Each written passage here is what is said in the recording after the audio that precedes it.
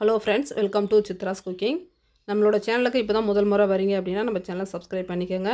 All என்ற bell பட்டனை click பண்ணிங்க அப்படின்னா நான் போடக்கூடிய வீடியோ உடனுக்குடனே உங்களுக்கு நோட்டிஃபிகேஷன் காட்டுங்க.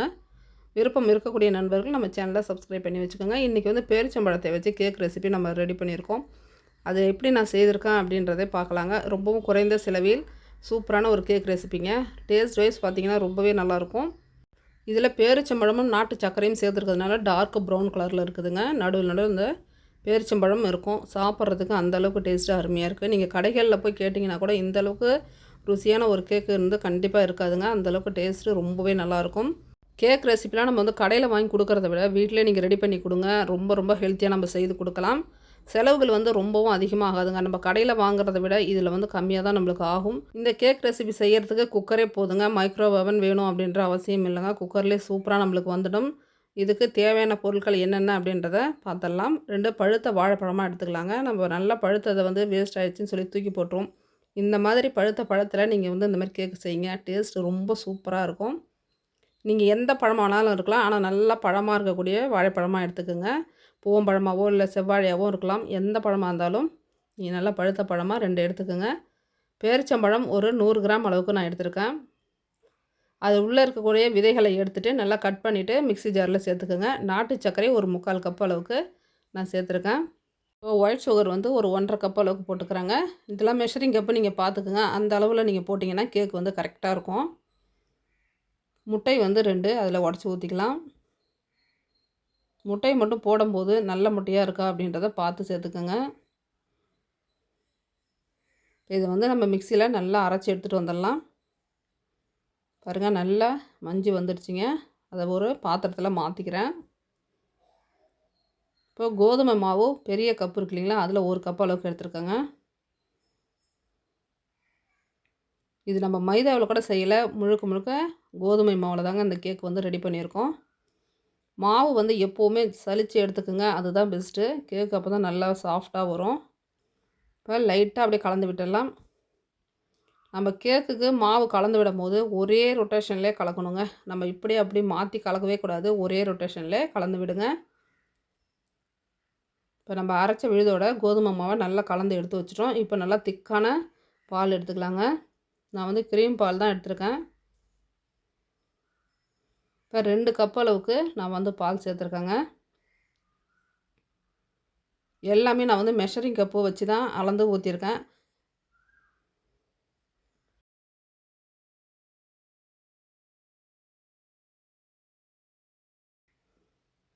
இப்போ அந்த பாலும் அந்த மாவும் நல்லா நம்மளுக்கு கலந்து வரணும். அந்தளவுக்கு நல்லா கலந்து விட்டு எடுத்துக்கலாங்க. இப்போ பால் வந்து இன்னும் கொஞ்சம் நம்ம சேர்த்துக்கலாம். ரொம்ப திக்னஸ் இருக்குது. இப்போ அதிலே வந்து 1/2 கப் அளவுக்கு எடுத்திருக்கேன். இப்போ ரீஃபண்ட் ஆயில் ஒரு கரண்டி அளவுக்கு எடுத்துருக்கேங்க. இப்போ உருக்கின வெண்ணெய் வந்து 2 கரண்டி அளவுக்கு எடுத்துக்கிறேன். இந்த ஸ்பூனெல்லாம் வந்து கரெக்டான அளவை பார்த்துக்குங்க. மெஷரிங் கப்பு தான் இது. அதிலே நம்ம எந்த கரண்டியெல்லாம் ஊற்றுறோம் அப்படின்றத நீங்கள் பார்த்துட்டு கரெக்டாக வந்து செய்தீங்க அப்படின்னா கேக் வந்து சூப்பராக வரும். இப்போ நல்லா கலந்து விட்டுடலாங்க. ரீஃபண்ட் ஆயில், பட்டர் சேர்த்துருக்கோம், பால் சேர்த்துருக்கோம். நல்லா கலந்து விடுங்க. இப்போ நட்ஸு வந்து நல்லா தூளாக நுணுக்கி எடுத்து வச்சுருக்கேன் பாருங்கள், அது வந்து அதில் சேர்த்துடலாம். பாதாமும் முந்திரியும் தான் எடுத்து வச்சுருக்காங்க. ரூட்டி ஃப்ரூட்டி கொஞ்சம் சேர்த்துக்கிறேன். பேரிச்சம்பழமும் சின்னதாக கட் பண்ணி இன்னொரு 100 கிராம் அளவுக்கு சேர்த்துருக்கேன். இது பேக்கிங் பவுடர், பேக்கிங் சோடா கொஞ்சம், சால்ட்டு ஒரு 1/4 டீஸ்பூன் அளவுக்கு. எந்த ஒரு ஸ்வீட் செய்யும் போதும் நம்ம சால்ட்டு சேர்த்திங்க அப்படின்னா டேஸ்ட் வந்து ரொம்பவே எடுத்து கொடுக்கும். இப்போ இந்த பொருளெல்லாம் சேர்த்துட்டு இதுவும் நல்லா கலந்து விட்டுடலாங்க. நீங்கள் பார்க்கலாம், நான் வந்து கலக்கும்போது ஃபுல்லாக ஒரே ரொட்டேஷன்லேயே தான் கலந்துகிட்டே இருப்பேன். இந்த பக்கம் திருப்பி வந்து கலக்கவே கூடாதுங்க. ஒரே ரொட்டேஷனில் பொறுமையாக நல்லா கலந்து விடுங்க.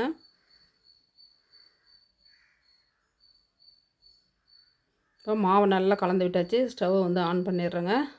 இப்போ குக்கர் வந்து ஹீட் ஆகிற வரைக்கும் மாவு வந்து நல்லாவே ஊறி வருங்க. அதனால் மூடி போட்டு எடுத்து வச்சிடலாங்க. குக்கர் வந்து நல்லா ஹீட்டாக ஒரு 10 நிமிஷமாவது நம்மளுக்கு ஆகும். அந்த 10 நிமிஷம் மாவு வந்து ரெடி பண்ணி வச்சிட்டோம் அப்படின்னா நல்லா நம்மளுக்கு ஊறி வந்திருக்கும். இப்போ கேஸ் கட்டை எடுத்துடணும், மேலே இருக்கக்கூடிய விசிலை எடுத்துடணும். எடுத்துகிட்டு மூடி போட்டுடுங்க. மூடி போட்டிங்க அப்படின்னா குக்கர் நல்லா ஹீட் ஆகிடும். அதன் பிறகு நம்ம வந்து கேக்கை வேறு ஒரு பாத்திரத்தில் ஊற்றிட்டு நம்ம அது உள்ளே வச்சுக்கலாங்க. இப்போ இந்தமாரி ஒரு வட்டாவில் எடுத்துக்கலாம். இதில் நீங்கள் வந்து பட்டர் பேப்பர் போட்டும் நீங்கள் வந்து அந்த நம்ம ரெடி பண்ணி வச்சுருக்க மாவு வந்து சேர்த்துக்கலாங்க. நம்மக்கிட்ட பட்டர் பேப்பர் இல்லை அப்படின்றதுனால நான் வந்து நெய்யை ஊற்றிட்டு மேலே வந்து மாவு கோதுமை மாவை ஃபுல்லாக அப்படியே ஊற்றிட்டேன், அப்ளை பண்ணிட்டேன். மேக்ஸிமம் நம்மளுக்கு வந்து அதில் மாவு போடணுன்ற அவசியமே இல்லைங்க. நெய் மட்டுமே நம்ம சேர்த்துட்டு மாவை சேர்த்தாலே கேக்கு நம்மளுக்கு ஒட்டாமல் வரும். இப்போ மாவு வந்து நான் அதிக அளவு போட்டதுனால மேலே ஃபுல்லாக என்ன ஆயிடுச்சுங்க, அப்படியே ஒரு மாதிரி லைட்டாக அப்படியே கருகுன மாதிரி இருந்தது. அதனால் மாவு வந்து மேக்ஸிமம் தேவையில்லை. நெய்யோ இல்லை பட்டரோ நம்ம வந்து அதிக அளவில் நல்லா தடவிட்டு நம்ம மாவு வந்து அதில் ஊற்றி வச்சோம்னாலே நம்மளுக்கு ஒட்டாமல் கேக் வந்து ரொம்ப அழகாக வெளியில் வந்துடும். இப்போ நம்ம ரெடி பண்ணி வச்சுருந்த மாவை இந்த டப்பாவில் ஊற்றியாச்சுங்க. ஊற்றிட்டு நல்லா தட்டி விட்டு எடுத்து நம்ம குக்கரில் வச்சிடலாம்.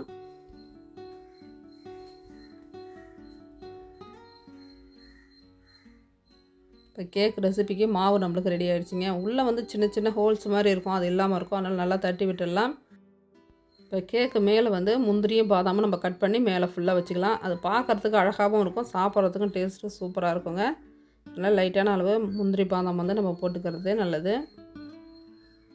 இப்போ குக்கர் வந்து நல்லா ஹீட் ஆகிடுச்சிங்க. இப்போ நம்ம மூடி எடுத்து வச்சிடலாம் மாவை வச்சுட்டு. இப்போ இது மூடி போட்டு கரெக்டாக 40லேருந்து 45 நிமிஷங்க. லோ சிம்மில் தான் வைக்கணும். இந்த அளவுக்கு சிம்மில் வச்சுட்டு 40 நிமிஷம் வைங்க. கேக்கு வந்து சூப்பராக வெந்துடும். ஏன்னா நான் 30 நிமிஷத்தில் எடுத்து பார்த்தா கொஞ்சம் மாவு வந்து நம்மளுக்கு ஒட்டுச்சிங்க. அதனால் 40 நிமிஷம் வச்சுருந்தேன், சூப்பராக வந்தது. பாருங்கள், கத்தியில் வந்து 30 நிமிஷத்தில் எடுத்தேன், லைட்டாக மாவு ஒட்டுச்சு. 40 நிமிஷம் வச்சு எடுத்தேன், கரெக்டாக வந்துடுச்சிங்க. நம்ம மாவு அதிகம் வைக்கிறத பொறுத்து கேக்கு வேகிறதுக்கு லேட் ஆகிறதும் கம்மியாகிறதும். கம்மியாக செஞ்சிங்க அப்படின்னா டைம் கம்மியாக எடுத்துக்கும். அதிகமான அளவு கேக் செய்கிறீங்கன்னும் போது டைம் அதிகமாகுங்க. இப்போ கேக் ரெசிபி நம்மளுக்கு சூப்பராக ரெடியாகி வந்து விட்டது.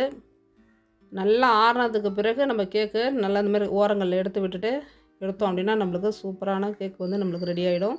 இப்போ கேக்கை பார்த்தோன்னே கருகி போச்சு அப்படின்னு நினைக்காதீங்க. இதில் வந்து பேரிச்சம்பழமும் நாட்டு சக்கரையும் சேர்த்துருக்கோம் இல்லைங்களா, அதனால் அதனுடைய கலர் அப்படி தாங்க இருக்கும். பாத்திரத்தை பார்த்துருப்பீங்க, பாத்திரத்தில் அந்தளவுக்கு கருப்பு தன்மையே இல்லை. இந்த மேலே ஒட்டியிருக்க மாவு ஃபுல்லாக பார்த்திங்க அப்படின்னா நம்ம கோதுமை மாவு போட்டோம் இல்லைங்களா, அந்த மாவு தான் அது ஃபுல்லாக ஒட்டியிருக்கு. அது போடாதே நம்ம வச்சுருந்துருக்கலாம், கேக் ரொம்ப நல்லாவே வந்திருக்கும். பாருங்கள், மேலே வந்து சூப்பராக வந்துருச்சுங்க. நம்ம கட் பண்ணி காட்டுறோம் பாருங்கள், உள்ளே எந்தளவுக்கு சூப்பராக வந்திருக்குன்னு.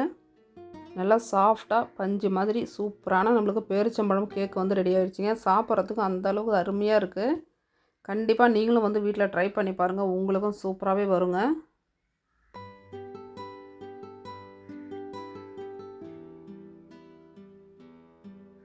பாருங்கள் எந்தளவுக்கு அருமையாக இருக்குது கேக் பார்க்குறதுக்கு.